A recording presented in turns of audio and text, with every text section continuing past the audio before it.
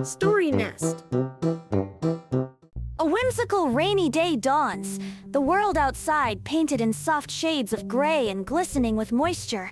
Lucy the lion, a cheerful creature with a fluffy mane that now sported a crown of raindrops, peered out from her cozy den. Her tail thumped with anticipation, not for the usual sunny adventures, but for the unique delights a rainy day offered.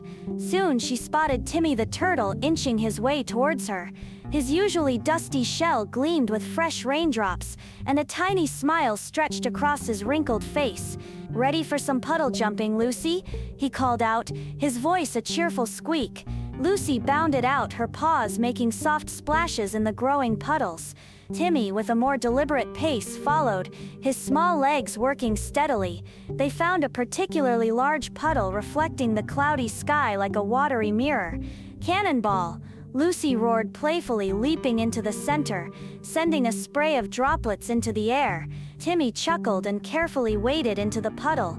As they splashed, they noticed something shimmering beneath the water's surface.